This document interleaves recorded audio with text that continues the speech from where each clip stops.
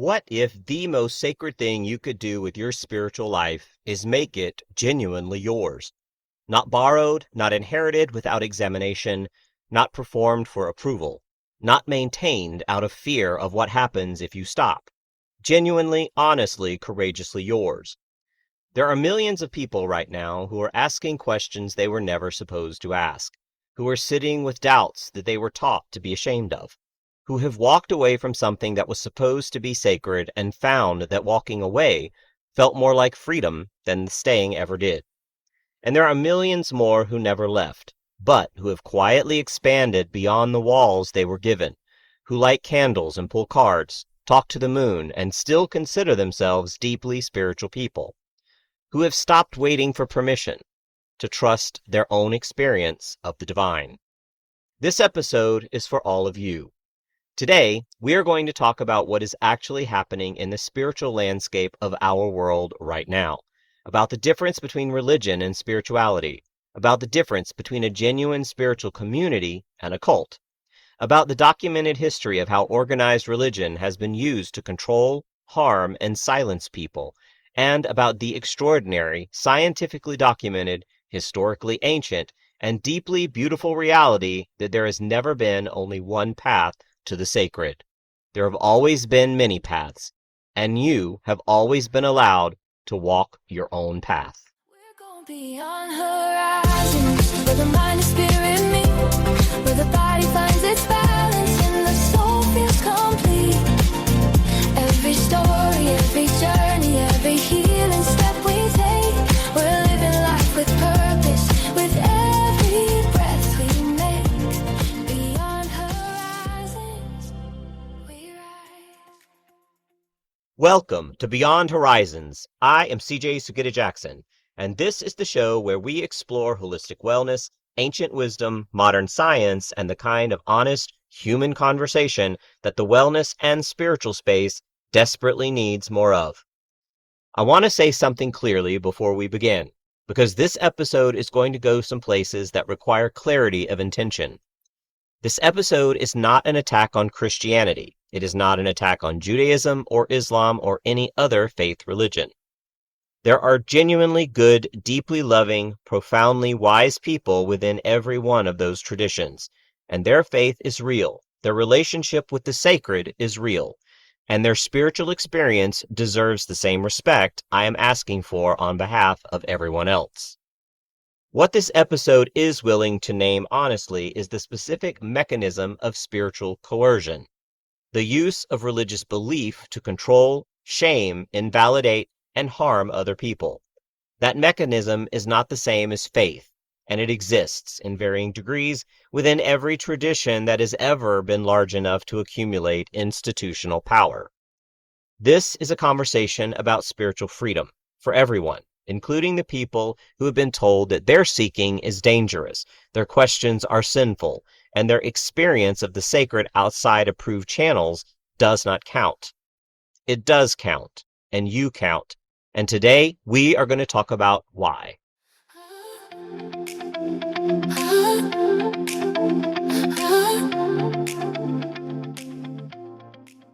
Quick note before we dive in.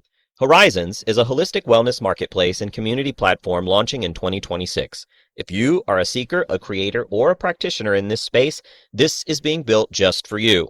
Learn more or schedule a demo at www.horizynsinc.com. That's HORIZYNSINC.com. Link is in the show notes.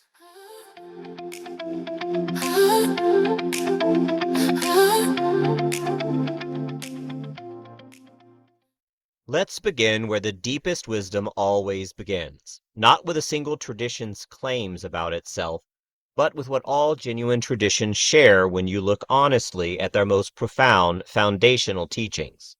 Aldous Huxley, one of the most brilliant minds of the 20th century, spent his life studying the mystical cores of the world's great traditions and documented what he called the perennial philosophy.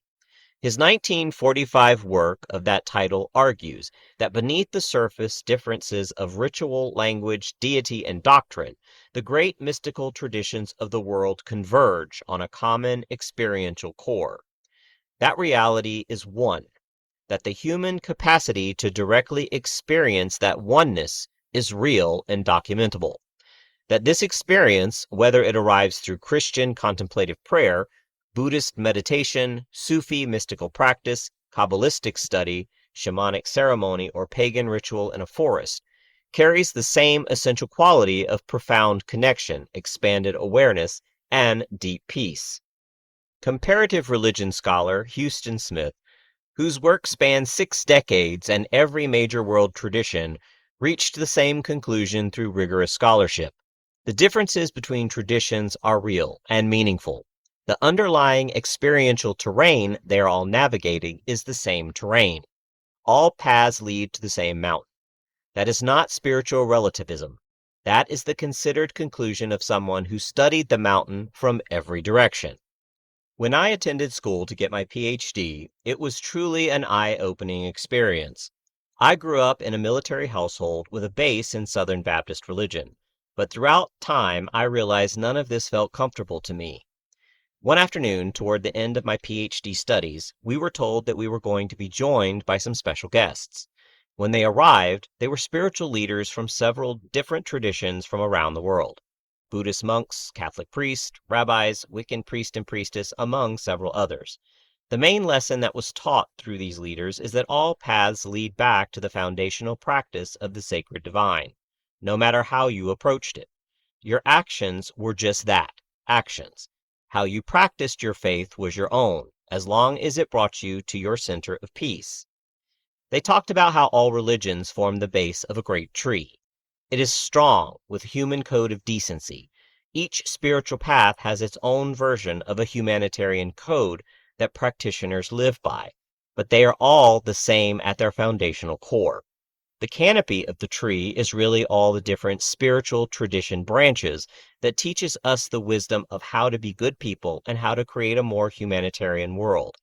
These lessons are just taught through different stories that resonate within each culture. This was the most profound lesson I learned throughout my studies, and it has followed me ever since. Here is something that the modern Western world has largely forgotten.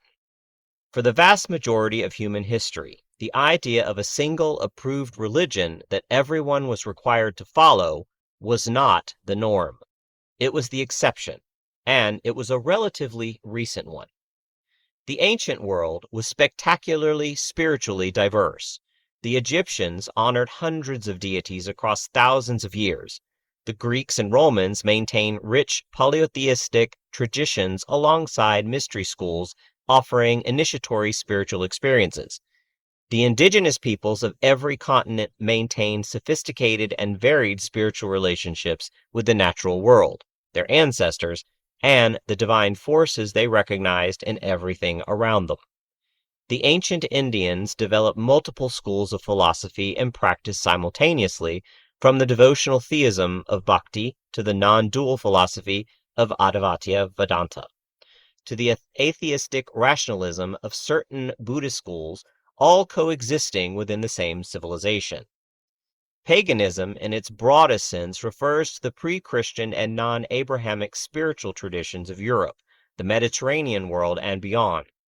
The word itself comes from the Latin paganus, meaning rural or country dweller, and was used dismissively by early Christians to describe those who maintained the old ways. The old ways included Norse tradition with its complex cosmology of 9 worlds and its pantheon of deeply human deities. Celtic tradition with its reverence for the land, the ancestors, and the sacred wheel of the year. Greek and Roman polytheism, Egyptian temple tradition, Germanic and Slavic folk spirituality, the mystery traditions of Aloysius, Mithras, and Isis. These were not primitive superstitions. They were sophisticated, living, communally sustaining spiritual systems practiced by people of extraordinary intelligence and depth. Many of the greatest philosophers, scientists, and artists in Western history practiced within these traditions or drew from them directly. Now, before we go further, let's draw a distinction that matters enormously and gets blurred constantly in public conversations. Religion and spirituality are not the same thing.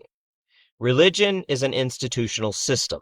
It involves organized doctrine, codified texts, established hierarchy, formal ritual, communal structure, and divine membership. Religion at its best provides community, moral framework, ritual depth, and a living transmission of ancient wisdom. Religion at its worst becomes a mechanism of control, a tool for enforcing conformity, and a structure that serves institutional power more than human flourishing.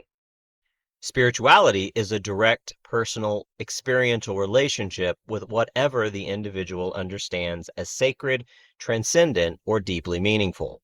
It does not require an institution. It does not require a hierarchy to validate it. It does not require a text to authorize it. It requires only the willingness to pay attention to the deepest dimensions of human experience. You can be deeply religious and deeply spiritual simultaneously. You can be deeply spiritual without any religious affiliation whatsoever. You can be religious in structure while being spiritually empty if the religion has become purely performative. And you can have the most profound spiritual experiences of your life outside of any organized tradition at all. Psychologist Gordon Allport at Harvard distinguished decades ago between what he called intrinsic and extrinsic religiosity. Extrinsic religiosity uses religion as a means to social ends, for belonging, status, comfort, or habit. Intrinsic religiosity is a genuine internalized, lived orientation toward the sacred that shapes how a person actually engages with life. His research showed that intrinsic religiosity is associated with psychological health, compassion, and genuine ethical behavior, while extrinsic religiosity is not. The distinction between performing a spiritual identity and genuinely living one is measurable, documented, and profoundly important. Something remarkable is happening right now, and it is not a trend, it is a return. Paganism in its contemporary forms, including Wicca, Druidry, Asatru, Hellenism, eclectic witchcraft, and earth-based spiritualities of every variety, is among the fastest-growing spiritual movements in the Western world. The Pew Research Center's religious landscape studies have consistently documented the dramatic growth of the religiously unaffiliated alongside a parallel growth in what researchers categorize as new religious movements and earth-based spiritual practice.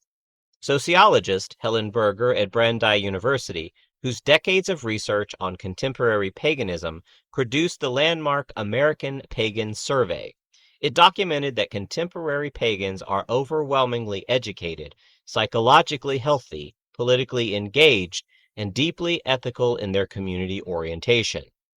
The appeal is not mysterious when you understand what paganism offers that institutional religion often does not: a direct, unmediated relationship with the sacred, a spiritual framework that honors the natural world rather than separating humanity from it, a tradition that does not demand the suppression of the body, the senses, or the full emotional range of the human experience, a community that tends toward questioning rather than demanding answers, and a cosmology that has room for the divine feminine alongside or in place of an exclusively masculine deity. The return to earth-based spirituality is also a response to something real in the modern world. As environmental crisis deepens, as institutional trust collapses, as the atomization of modern life produces epidemic loneliness, a spirituality that places relationship with the living earth at its center carries a power and an urgency that is hard to overstate. Alongside paganism, astrology, tarot, plant medicine, ancestral veneration, energy healing, and the broader metaphysical community are all experiencing unprecedented growth. The crystal shop that sells more books than the church next door is not an anomaly. It is true data. People are seeking, and they are seeking in the direction that feels most alive to their actual experience. Here is where the argument that any single tradition has a monopoly on authentic spiritual experience completely collapses, entirely, under the weight of the evidence. Neuroscientist Andrew Newberg at Thompson Jefferson University has spent decades conducting brain imaging studies on people during various spiritual and religious experiences. He has studied Catholic nuns in prayer, Buddhist monks in meditation, Pentecostal Christians speaking in tongues, and practitioners of various other traditions during their most profound spiritual moments. His work, documented in Why God Won't Go Away, and subsequent research reveals something extraordinary. The brain activity patterns associated with peak spiritual experience are remarkably consistent across all traditions. In each case, the parietal lobes, the regions responsible for maintaining the felt sense of boundary between self and world, show reduced activity. The frontal lobes associated with focused attention and intention become highly engaged, and the limbic system, the emotional center of the brain, produces responses associated with profound calm, joy, and meaning. The subjective experience of unity of the boundary between self and cosmos dissolving, of being held by something larger than ordinary life, is neurologically real. It is not imagination. It is not self-deception. It is a genuinely altered and documentable state of brain function that human beings have been intentionally cultivating through spiritual practice for tens of thousands of years. And it happens in Buddhist meditation, in Catholic prayer and pagan ritual, shamanic ceremony, Jewish mystical practice, and Muslim Sufi dhikr, and in the silence of a person sitting alone with a candle and genuine intention. The brain does not care what tradition you belong to. It responds to genuine spiritual engagement, regardless of the cosmological framework that engagement arrives within. Research by psychologist Crystal Park at the University of Connecticut on what she calls the meaning-making model documents how spiritual and religious frameworks serve a fundamental psychological function. Human beings are meaning-making creatures. We require not just survival, but understanding. Not just food and shelter, but a story about why we are here and what our lives are for. Spiritual frameworks, whether traditional or personally constructed, provide what researchers call global meaning, an overarching sense of purpose, order, and value that helps people navigate suffering, uncertainty, and mortality without being destroyed by them. Research consistently shows that people with meaningful spiritual frameworks show greater resilience in the face of trauma, lower rates of depression and anxiety, and better quality of life outcomes across multiple measures. Critically, the research does not show that any specific tradition produces these benefits better than others. What produces them is in the depth, authenticity, and genuine personal relevance of the spiritual framework, not its institutional affiliation. A personally constructed spirituality that is genuinely lived produces these benefits just as reliably as traditional institutional faith. Now, we need to name something that millions of people are living with, and that deserves both clinical recognition and genuine compassion. Religious trauma syndrome is a term coined by psychologist Marlene Winell, who spent years working with clients recovering from high-control religious environments. It describes the specific pattern of psychological harm produced by religious systems that use shame, fear, authoritarian control, and the threat of eternal punishment to regulate the beliefs and behaviors of their members. The symptoms are recognizable to anyone who has experienced this environment. Chronic shame and guilt that persists long after leaving the religious community. Difficulty trusting one's own perceptions and judgment because years of conditioning have taught that the self cannot be trusted. Anxiety around normal human experiences, including sexuality, doubt, and independent thinking that were labeled as sinful or dangerous. Grief for what lost relationships within the religious community, and a profound disorientation about identity, values, and meaning in the aftermath of leaving. This is not a niche experience. Tens of millions of people in the United States alone have left high-control religious environments. The specific traditions most associated with this pattern include certain strains of evangelical Christianity, but the mechanism of religious trauma is not exclusive to any specific tradition. It is the product of any religious system that prioritizes institutional control over the genuine spiritual flourishing of its members. Naming this is not anti-religion. It is pro-humanity, because genuine spiritual community, regardless of tradition, does not produce these symptoms. It produces the opposite. And the difference between the two is knowable, nameable, and important.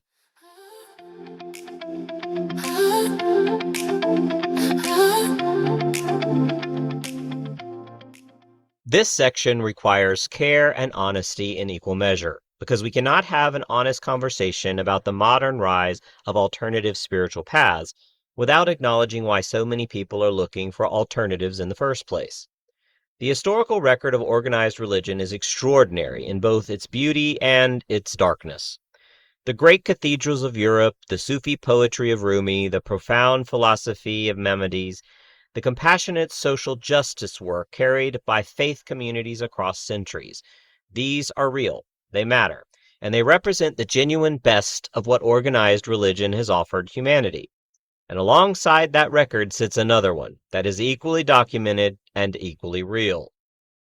The Inquisition, which operated formally from 1231 through the 19th century and tortured and killed tens of thousands of people from the crime of spiritual deviation, or what they considered spiritual deviation. The Crusades, which killed hundreds of thousands and destroyed entire cultures in the name of religious expansion, specifically Christian religious expansion. The systematic destruction of indigenous spiritual traditions across the Americas, Africa, Asia, and Australia by Christian missionaries operating with colonial backing, burning sacred texts, outlawing ceremonies, and forcing the abandonment of ancestral spiritual practices under threat of violence. The use of biblical texts to justify slavery, apartheid, and the subjugation of women across centuries. The specific targeting of pagan, Jewish, and other non-Christian populations as heretics, witches, and enemies of God, which produced centuries of persecution, forced conversion, and genocide. These are not ancient history. The grandparents and great-grandparents of many people listening to this episode experienced forced religious conversion, cultural spiritual erasure, and community persecution within living memory. And in the present day, there are specific expressions of evangelical Christianity that continue to pursue a version of this agenda, using political power rather than military force, working to legislate the spiritual beliefs of others into law, to define public life according to their specific theological framework, and to characterize any spiritual path other than their own as dangerous, satanic, or worthy of condemnation. This is not all Christians. Let me say that again clearly. This is not all Christians. There are extraordinary, loving, humble, justice-oriented Christians who are themselves horrified by this weaponization of their tradition. Some of the most powerful voices against religious coercion in American history have been Christian voices. What we are naming is the specific mechanism of using faith as a tool for controlling others.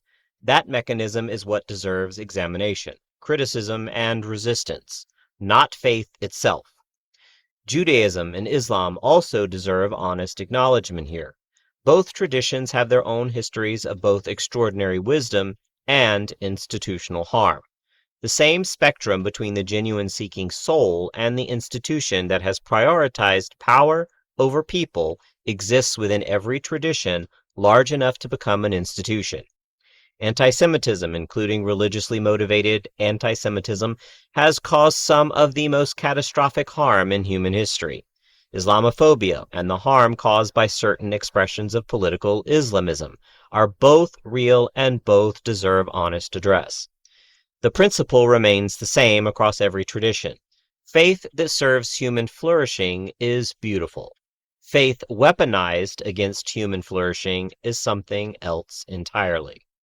Now, let's give you a tool, because one of the most important skills in the modern spiritual landscape is the ability to evaluate a community honestly, including one that presents itself as spiritual, enlightened, or alternative. Because the spiritual and metaphysical community is not immune to predatory dynamics. The guru who demands financial sacrifice, the teacher who requires sexual access in exchange for spiritual transmission, the wellness community that isolates members from outside relationships and punishes doubt. These are real. They happen in pagan communities, in New Age movements, in yoga lineages, in plant medicine circles, and in every alternative spiritual space as surely as they happen in evangelical churches. Cult expert and psychologist Stephen Hassan developed what is called the BITE model to help people evaluate any group they are part of or considering joining. BITE stands for behavioral control, information control, thought control, and emotional control. Behavior control includes dictating where you live, who you associate with, how you dress, what you eat, how you spend your money, and how much sleep you get. It includes requiring confession of personal information to leaders and punishing behavioral nonconformity. Information control includes discouraging or forbidding access to outside information, labeling critical questions as dangerous or spiritually harmful, requiring members to report the doubts of other members, and presenting the group's teachings as the only valid source of truth. Thought control includes requiring members to adopt a specific thought-stopping practice when doubts arise, labeling any thought that questions the group as spiritually impure. Black and white thinking that divides the world into us and them, saved and unsaved, awakened and asleep. Emotional control includes using shame, fear of divine punishment, and fear of spiritual failure, love bombing followed by withdrawal of approval, and the manipulation of members' emotional states to maintain compliance and suppress independent thinking. Does any of this sound familiar in today's political climate? Any group, spiritual or otherwise, that exhibits multiple elements of the BITE model is a high-control group regardless of what it calls itself. A pagan coven that punishes questioning is not more enlightened than an evangelical church that punishes questioning. The mechanism of control is the same. The costume is different. The question to ask of any spiritual community is not whether it calls itself enlightened. It is whether it makes you more free, more yourself, more capable of genuine love, or less.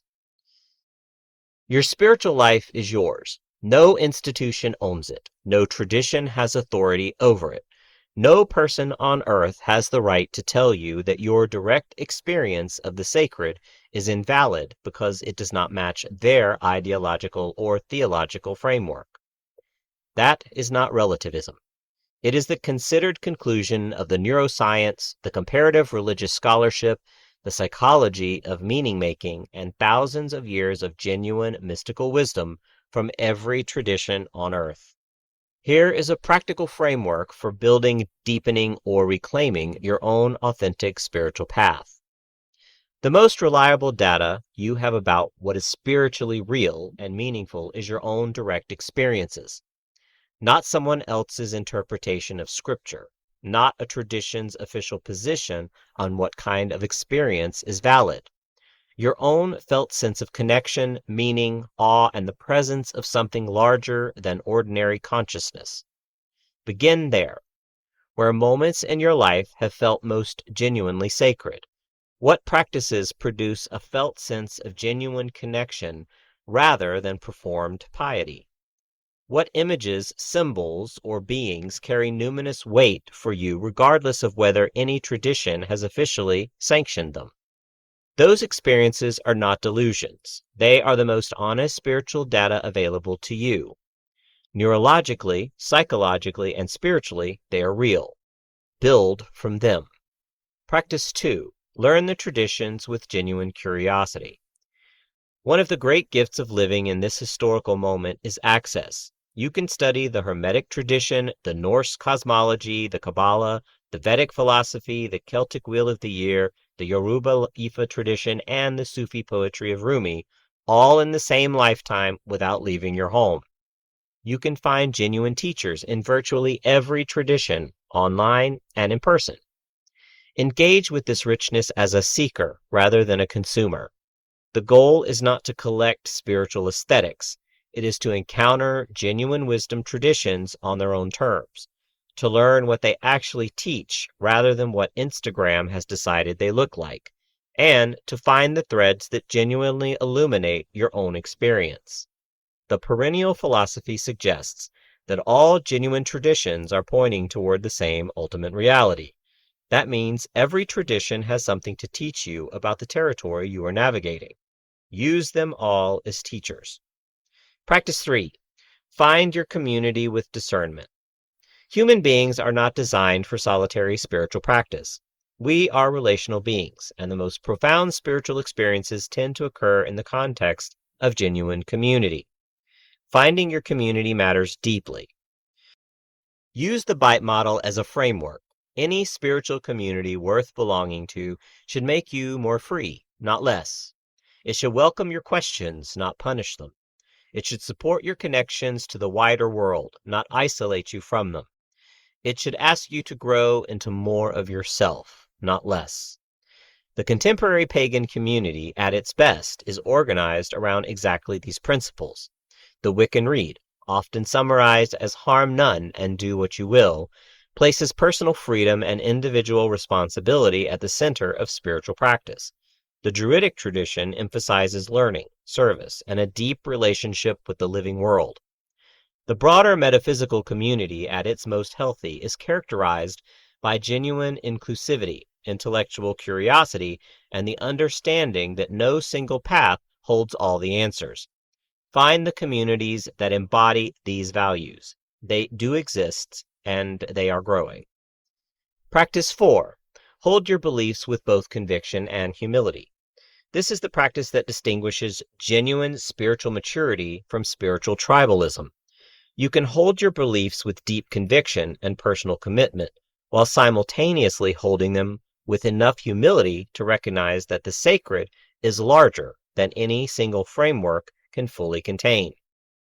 The mystics of every tradition have understood this. Meister Eckhart said that the eye through which I see God is the same eye through which God sees me. Rumi said that beyond ideas of wrongdoing and right-doing, there is a field, and I will meet you there. The Lakota spiritual concept of all my relations expresses the understanding that the sacred is present in the web of all life, not the exclusive property of any single people or tradition. You can know what is true for you while remaining genuinely open to what is true for others. That combination of conviction and humility is not weakness. It is the hallmark of genuine spiritual development. Practice 5. Actively protect your spiritual autonomy. This is perhaps the most countercultural practice I can offer you in the current moment, because there are forces, institutional, social, and cultural, that are actively working to narrow the range of acceptable spiritual expression. Protect your right to your own spiritual path with the same seriousness you would bring to protecting any other fundamental right. Do not shrink from it in social situations. Do not apologize for it. Do not allow the contempt of those who believe their tradition is the only valid one to create shame around an experience that is genuinely yours. And extend that same protection to others: the Jewish mystic, the Muslim Sufi, the pagan priestess, the Buddhist monk, the Christian contemplative, and the person who has no tradition at all, but who stands in a forest and feels something real. All of them are doing the same essentially human thing. They are reaching toward what is most real, and all of them deserve the freedom to do that in their own way, in their own language, through their own direct experience. Spiritual freedom is not just personal, it is communal. And building a world where it is genuinely available to everyone is among the most sacred work any of us can do.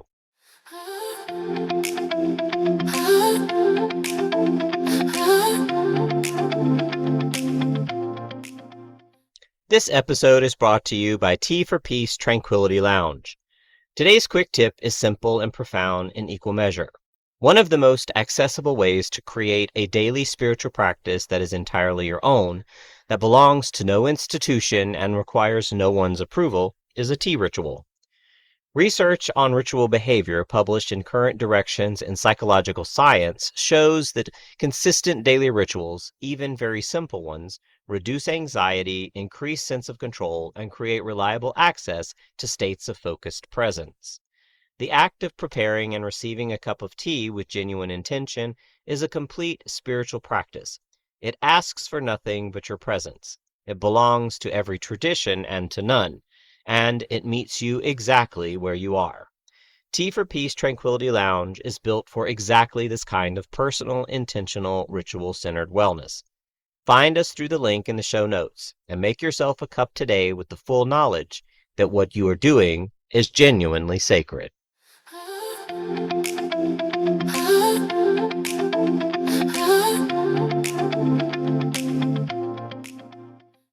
Today we looked at the extraordinary diversity of human spiritual experience across thousands of years and dozens of traditions.